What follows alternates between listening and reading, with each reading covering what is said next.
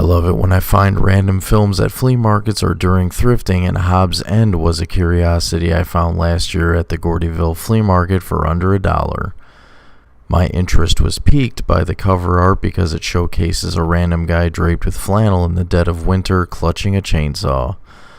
The whole context of the photo led me to believe it was going to be some sort of cheesy-ass Texas Chainsaw ripoff or something, but that's not the case at all. This cover art is true marketing trickery because it worked in getting me to buy it, and it's just another one of the many, many movies out there that lies to its potential audience to sucker them in.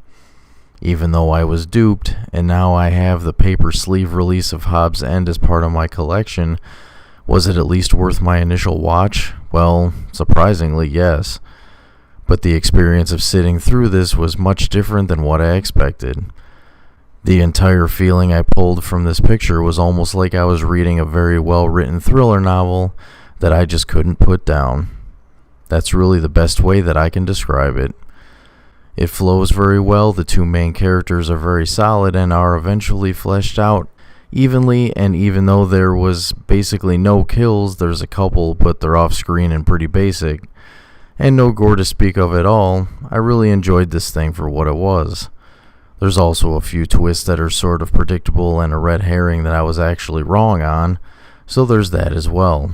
I just wish that damn chainsaw made an appearance. Unfortunately, it never did.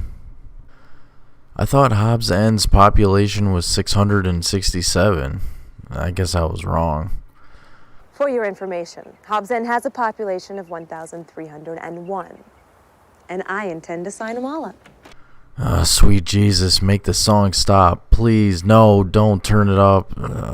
Son of a... Right can they be? You're wrong, they're right for each other, they just disagree. I'm also cut from your complete lack of understanding. You've no...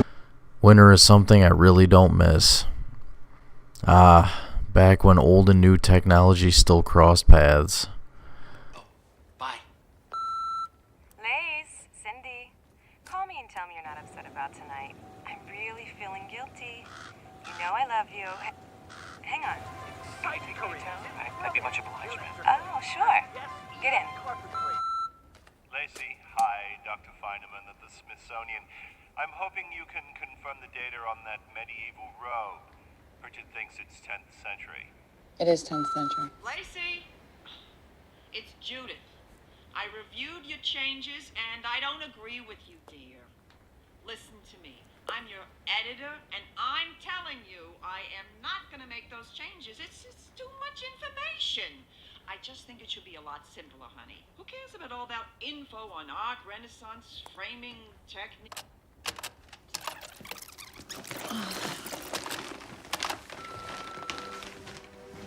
You might run out of gas soon. I'm just saying. It's hard for me to decide if Ben looks like an 80-year-old pizza delivery guy or an 80-year-old lumberjack. That's a hard nutshell, but Lacey cracked it. I would appreciate all the work you can give me. I mean, this isn't exactly the workforce mecca of the world. So then why are you in Hobbs End?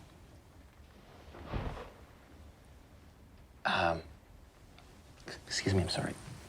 Ooh. Are you okay? Yeah, I'm fine. It's just my leg. It's a little cramped up if I sit too long, you know. Sorry.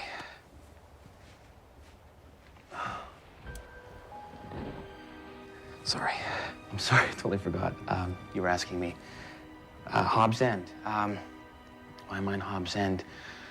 Well, I've been a gypsy most of my life. My parents, they moved around a lot. And I'm a product of my father's worst genes. I love carpentry. I mean, I love working with my hands. I really love working with my hands. Anyway, my dad said that working a 9-to-5 job was like being incarcerated, so I bailed on us when I was really young, so I don't really know him. So when I was old enough to say goodbye, I did.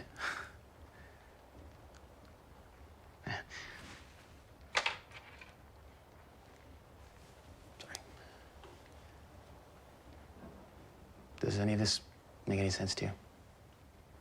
Should it? No. Not really. Can I ask you a personal question? I guess. Does all this running away make you feel like you're in control?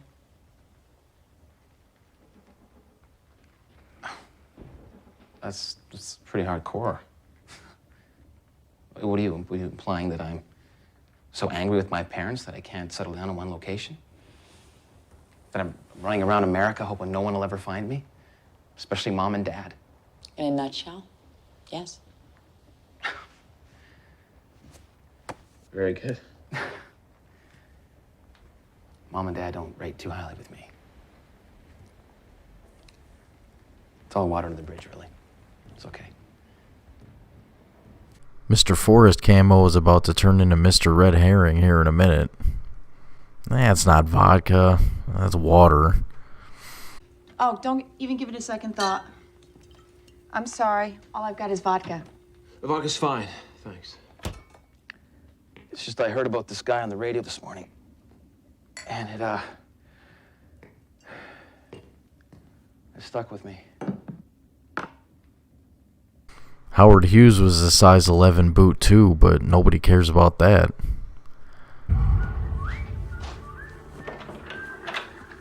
Oh, I'm sorry. I thought you might like a change of clothes. These are my husband's. I think you're the same size. Thanks. Oh, wow. Boots, too. Yeah,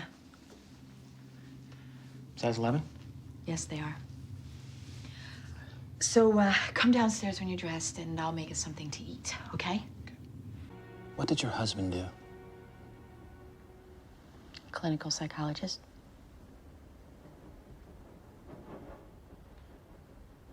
Really? Why is that so strange? Oh, no reason. Why the third degree? Yeah, you nomadic bastard. Yeah, Todd wants some of Lacey's cooking, all right. I have a feeling that everything you do with such style and grace. Wait till you tried my cooking. I think Todd is your husband, but well, we'll get to that later. I'm a great carpenter. That's what I do. Don't get me wrong, Cindy's a nice girl. But I'm here to work.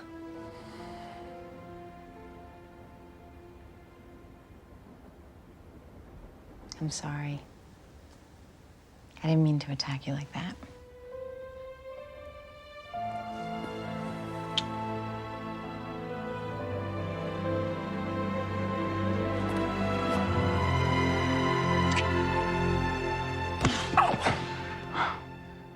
And what was that for? I just kissed my handyman. Is that so bad? Yes, it's bad. I mean, the chances of Prince Charming coming through that door and knocking me off my feet. Were pretty good, I'd say. Why do you remind me so much of my husband? Because I have the same qualities. You do. Zits and Zombies, if you can find Hobbs End somewhere to watch it, I'd say check it out. From what little about this flick that I could find on the web and beyond, it seems like either really no one knows about this piece, or if people have actually seen it, they just didn't like it. That's a shame, really. It's not that bad. This is a slower, dialogue-heavy type of thriller that builds and builds on itself until the pressure can't be contained by the end, and then it slams you in the face for sticking around. That's ultimately what I dig about Hobbs End. It yields a nice reward for being patient. Now that this review is done and I'm kind of buzzed, it's time to eat. Lasagna and garlic bread it is.